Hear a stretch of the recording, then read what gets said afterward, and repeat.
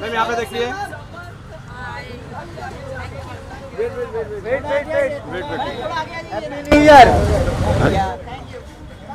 अरे thank you क्यों बोल रहे हो यार। मैम यहाँ पे देखिए, यहाँ पे राइट में बाइक करनी है प्रियंका, तो लगाओ बूम। मैम आगे आइए ना, थोड़ा बाइक करेंगे, बाइक, हाँ बाइक करना। आराम से आराम से आराम से आराम से। सब अपना माइक दे दो, ये दे दो, रेडी, चलो। ये बहुत सही हुआ। मेरे को रिंकू मैडम नहीं दिख रही। रिंकू मैडम कहाँ पर है यार? कहाँ पर है यार? आवाज भी आई है। बाइक में भाई तो दिखाओ ना एक बार यार। आइए, बाइक करते हैं पहले। रिंकू मैडम कहाँ गई यार? ओ रिंकू मैडम कैसे हो? Thank you so much. भाई बर्थडे में 4 चांद लग गए, 5 चांद मैडम आ गई भाई। भाई मेरे को एक मैडम देखने दे। राजा भाई इतना क्यों धक्का कौन दे रहा है यार? राजा भाई रिंकू जी आज पूरा जोर लगा के कौन धक्का दे रहा है?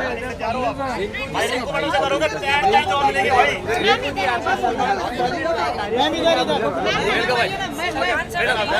तारीफ की आपकी, क्या रिंकू जी होते तो अभिषेक को सपोर्ट करते हैं। यस, सलमान सर ने कल ये जरूर कहा कि अगर मैं होती, चाहे मुझे कितना भी बायस कहा गया अभिषेक के लिए शो में, तो मैं रहती उसके सही गलत में उसके लिए खड़ी रहती, उसका गलत उसे बताती, पर दूसरों को भी बताती कि भाई अगर वो इस पॉइंट पे आया है तो इतनी पोकिंग की वजह से आया, जो उन्होंने कहा।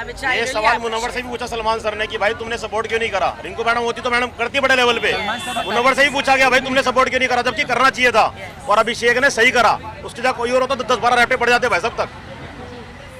रिंकू मैम, जैसे आप बिग बॉस में गए तो एक रिश्ता कमाना होता है, जैसे हम देख रहे हैं एक रिश्ता आपने कमाया है। मैं वही कमा के आई हूँ बिग बॉस में। कोई मुझसे लड़ता ही नहीं था वहाँ पे। मैं बोलती थी मुझसे लड़ो, तुम सबकी स्ट्रैटेजी है मुझे घर से बाहर निकालने की, मुझसे कोई नहीं लड़ता था। हाल ही में अभी जैसे बिग बॉस में हमने देखा अभिषेक के साथ जो मेंटल टॉर्चर ईशा, जबकि उनकी एक्स गर्लफ्रेंड है, वो जानती थी कि उनका ये ट्रिगर पॉइंट है, फिर भी समर्थ और दोनों ने मिलके और घर वालों ने भी उस चीज़ पे एक्शन नहीं लिया। हाँ जी। क्या कहना चाहेंगे, क्योंकि सलमान सर ने भी इस चीज़ पे। आई थिंक बहुत डिस्गस्टिंग चीज़ है। एनी विच वेज किसी की मेंटल हेल्थ पे या किसी भी पर्टिकुलर मेडिकल इशू पर उसको एक चर्चा बनाकर अपना मुद्दा खड़ा करके एक लड़ाई लड़ना, I think it is very below the belt, very below the belt. और ईशा का ये करना, मैं क्या ही बोलूँ कि मतलब अगर आप अभिषेक का तमाशा बना रही है तो सबसे पहले आप अपना तमाशा बना रही है, क्योंकि उस रिश्ते का हिस्सा आप खुद थी। तो आप जिस चीज़ को जानती हैं आप उसे उछाल के कौन सी पब्लिसिटी गेन करना चाहती हैं। So I don't think it was nice of her to do that. And अभी समर्थ की बात करें तो उसने तो हमेशा अपनी गर्लफ्रेंड का इस्तेमाल करके ही उस शो अब तक उस शो में रहा है। जो एग्जैक्टली कल सलमान सर ने कहा, ये तो मैं बहुत पहले से बोल रही थी कि भाई अगर ईशा नहीं है तो तू है क्या, अगर अभिषेक नहीं है तो तू है क्या। अभी समर्थ जो कॉमेडी कर रहा था उसने खुद अपने लेवल को नीचे गिरा दिया। बिल्कुल। ये सारे काम करके जहाँ तक उसको कमेंट मिल रहे थे भाई मनोरंजन कर रहा है, एंजॉय करवा रहा है, फनी बातें बोल रहा है, ये मैटर के बाद वो मैटर यहाँ से यहाँ तक आ बहुत गंदा। और इस बार बिग बॉस में हमने देखा जिस तरीके से इविक्शन हो रहा है, जहाँ जैसे तहलका भाई का इविक्शन हुआ, आपका हुआ, अनुराग का हुआ, काफ़ी गलत तरीके से हुआ, क्योंकि बिग बॉस के जो कंटेस्टेंट पब्लिक पे डिपेंड होते हैं कि वोटिंग के थ्रू इफेक्ट होने में बुरा नहीं लगता है, तो उस पर क्या कहना चाहिए? देखिए, मुझे लगता है मैं वोटिंग के थ्रू हुई हूँ, पर वो जो नॉमिनेशन की प्रक्रिया थी वो गलत हुई, क्योंकि एज यूजुअल ईशा ने चीटिंग की है, चाहे वो ऐश्वर्या के दौरान रही हो, चाहे वो मेरे दौरान रही हो, तो वो काफ़ी गलत तरीके से ईशा ने अपनी कैप्टनसी का इस्तेमाल किया। Again it speaks of her character, so what can I से। आप क्या कहना चाहिए?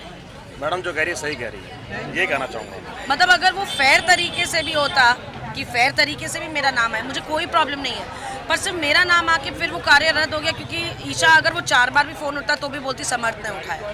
सो हाउ मैडम मोटा मोटा ये कहना चाह रही है कि जो एक क्लिप दिखाई गई, जिस लेवल पे दिखाई गई, वहाँ मैडम ओके थी, और पता नहीं उसने कैसा डिसीजन लिया, किस तरीके से लिया, समझ से बाहर था। जी जी। तो आप किसे विनर देखती है अभी फिलहाल? अभिषेक / मुनव्वर। अंकिता जी को सपोर्ट नहीं करूँ? बात सपोर्ट की नहीं है, बात रिश्तों की है, तो मेरे रिश्ते इनसे बने। अंकिता से भी मैं बोली, मेरा घर में किसी सिवाय आई थिंक समर्थ के साथ और एक पॉइंट पे खानजादी के साथ, बट मुझे नहीं लगता मेरी किसी के साथ ऐसी कोई अनबन हुई है। But as a winner I definitely see Abhishek. Thank you so much. Thank you. तो रिंकू ने ये बात साफ कही कि जैसे कि सलमान खान ने कहा कि अगर रिंकू होती तो जरूर जो है साथ देती, और वही बात रिंकू जी ने कही कल तहलका की पार्टी में कि कुछ भी हो जाता लेकिन वो अभिषेक के साथ जरूर खड़ी रहती। यहाँ तहलका भी ये बात बोलते नजर आए कि मुन्नावर ने होकर भी उसका दोस्त साथ नहीं दिया, जो कि बहुत गलत था। तो अब एक बात तो तय है कि यहाँ पर अब जो चीजें हैं उससे ऐसा लगता है कि मानो किस तरीके से अब रिंकू ने जो चीजें कही और उसने कहा कि मेरे लिए तो मुन्नावर नहीं बल्कि अभिषेक ही विनर है, क्योंकि मेरी इक्वेशन तो उससे बहुत अच्छी है। ईशा और समर्थ को लेकर भी कहा कि ईशा और समर्थ का गेम क्या है। यहाँ पर ईशा समर्थ का तो कोई गेम ही नहीं ना, उनका गेम तो सिर्फ अभिषेक है। तो ये सारी बातें जो है कहते हुए नजर आई हैं रिंकू जी। तो आपको क्या लगता है कि क्या वाकई में जो चीजें हैं जो रिंकू ने कही है, और सलमान ने भी रिंकू जी का जिक्र किया था, तो यहाँ अभिषेक को लेकर अब सभी को लग रहा है कि वो विनर होगा। क्या आपको भी ये लगता है? कमेंट में अपनी राय जरूर बताएं।